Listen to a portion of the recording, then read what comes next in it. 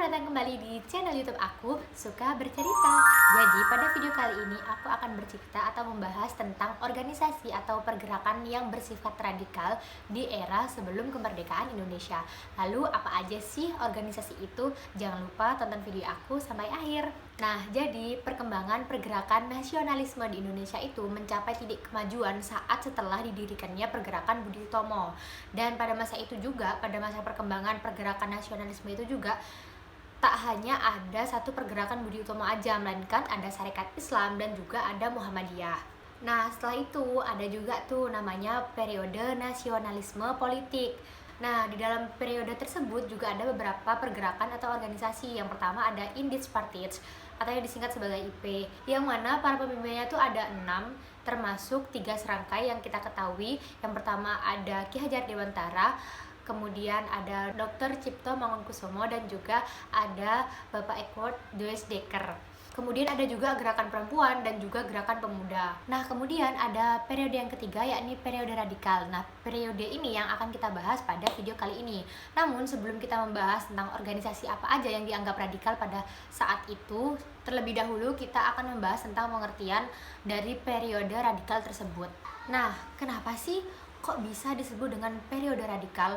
Karena di dalam periode tersebut, organisasi ataupun pergerakan-pergerakan pada masa itu menolak bekerja sama atau bersikap non-kooperatif kepada pemerintah kolonial Belanda. Jadi mereka itu dengan tegas menuntut kemerdekaan pada negara Indonesia. Nah, kemudian ada juga hal-hal yang melatar belakangi masyarakat ataupun organisasi ataupun pergerakan tersebut yang melakukan sikap radikal pada masa kolonial Belanda. Yang pertama ada pengaruh doktrin dari Wilson. Nah, Wilson ini presiden Amerika pada saat tahun 1856 sampai 1924. Jadi waktu itu kan pada masa Perang Dunia yang pertama ya. Nah, beliau menyampaikan dalam pidatonya, beliau menyampaikan tentang 14 butir dasar penyelesaian untuk menyelesaikan Perang Dunia yang pertama. Salah satunya yang menggaung di seluruh dunia adalah bahwa setiap orang itu memiliki hak untuk menentukan nasibnya sendiri. Nah, kemudian hal itulah yang menjadi salah satu dasar landasan untuk para masyarakat di Indonesia ataupun organisasi-organisasi di Indonesia untuk memiliki rasa ingin mendapatkan haknya untuk menentukan nasib mereka sendiri. Nah, kemudian latar belakang yang kedua ada pengaruh revolusi Rusia di tahun 1917. Nah, pada saat itu kaum komunis di Rusia berhasil menjatuhkan monarki Rusia yang saat itu dipimpin oleh Raja Nicholas II, yang mana saat itu juga di Rusia sedang mengalami krisis ekonomi dan juga tindakan Raja Nicholas II ini yang dianggap sewenang-wenang atau seenaknya sendiri gitu kan. Nah, jadi para masyarakat, terlebih Partai Komunis yang ada di Indonesia ini berpikiran yang demikian gitu. Jadi mereka berpikiran bahwa pemerintahan kolonial Belanda di Indonesia itu bisa digulingkan dengan cara yang sama yang dilakukan oleh organisasi atau Partai Komunis yang ada di Rusia gitu. Kemudian selanjutnya ada perubahan pasal 111 yang mana di dalam pasal tersebut berisi tentang larangan mengadakan kumpulan yang bersifat politik. Kemudian yang terakhir ada pergantian gubernur jenderal Hindia Belanda, yang mana gubernur baru ini sangat reaksioner terhadap pergerakan nasional yang ada di Hindia Belanda. Nah, jadi itu hal-hal yang melatar belakangi adanya gerakan-gerakan radikal yang ada di Indonesia pada saat era zaman sebelum kemerdekaan. Nah, kemudian apa aja sih pergerakan atau organisasi radikal yang ada pada masa periode radikal itu? Nah, yang pertama ada Perhimpunan Indonesia atau PI. Nah, Perhimpunan Indonesia ini bukan didirikan di Indonesia atau Hindia Belanda, melainkan Perhimpunan Indonesia ini didirikan di Belanda. Jadi yang mendirikan itu adalah warga negara Indonesia yang sedang menuntut ilmu di negeri Belanda. Nah, pendirinya adalah Sultan Kasajangan Saripada dan juga RM Noto Suroto. Nah, tujuan dari adanya Perhimpunan Indonesia ini tak lain adalah untuk memperjuangkan kepentingan orang Indonesia yang ada di Belanda. Kemudian terdapat pula visi dari Perhimpunan Indonesia ini. Yang pertama ada Indonesia ingin menentukan nasibnya sendiri.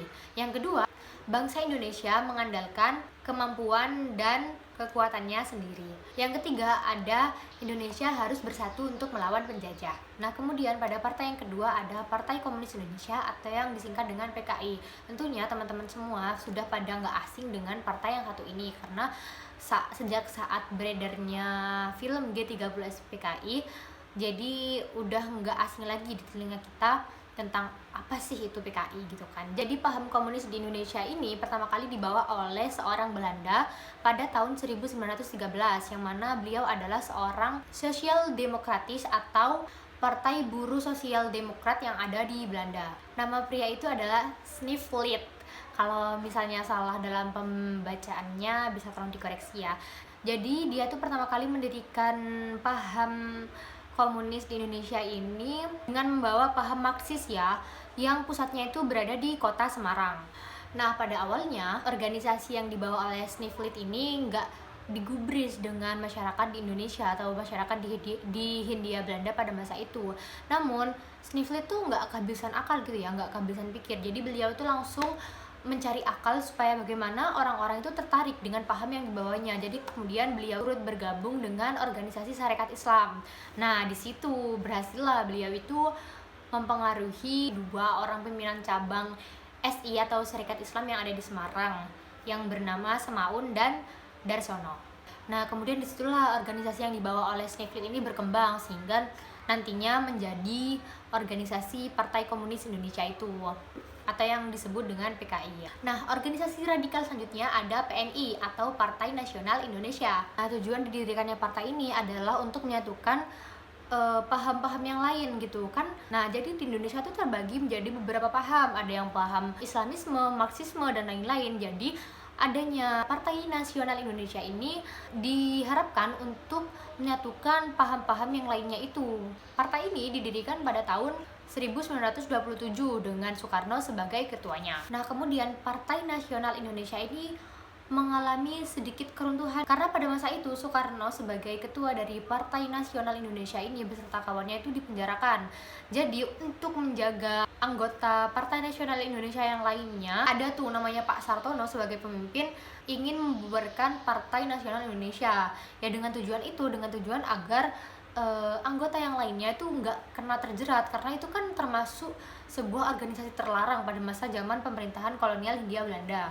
Namun di lain sisi ada juga beberapa masyarakat atau komunitas yang nggak setuju dengan pembubaran PNI. Nah, mereka yang menolak dengan adanya pembubaran Partai Nasional Indonesia ini disebut dengan golongan merdeka, yang kemudian nantinya mereka ini membangun gerakan baru yang bernama Pendidikan Nasional Indonesia atau yang disebut dengan PNI baru gitu. Untuk orang-orang yang menginginkan pembubaran dari Partai Nasional Indonesia ini mendirikan organisasi atau pergerakan yang bernama Partai Indonesia atau Partindo yang dipimpin oleh Bapak Sartono itu. Sedangkan di golongan merdeka atau Pendidikan Nasional Indonesia atau PNI baru, tokohnya ada Sultan Syahrir dan Muhammad Hatta. Nah, oke, jadi itu ya teman-teman, organisasi-organisasi atau gerakan yang disebut radikal pada masa zaman sebelum kemerdekaan. Nah, jadi gerakan radikal yang dimaksud itu bukan gerakan yang suka membuat kerusuhan, kericuhan, atau huru-hara pada masyarakat. Namun, gerakan radikal yang dimaksud itu adalah gerakan yang menentang pemerintahan kolonial Belanda. Karena pada masa itu Indonesia atau Hindia Belanda sedang dijajah oleh Belanda selama bertahun-tahun. Mungkin itu ya sedikit sharing dari aku pada video kali ini. Kalau misalnya ada sesuatu yang perlu ditambahkan, bisa nih teman-teman tambahkan di kolom komentar. Nah, pengetahuan ini aku dapat dari buku sejarah SMA aku di kelas 2. Bukunya tuh yang ini. Jadi aku ingin kembali mempelajari buku aku di kelas 2 SMA ini dan juga ingin berbagi pengetahuan kepada teman-teman semua. Oke, mungkin itu aja sedikit pengetahuan dari aku. Kalau ada yang mau didiskusikan, bisa tulis langsung aja di kolom komentar. Terima kasih. Wassalamualaikum warahmatullahi wabarakatuh.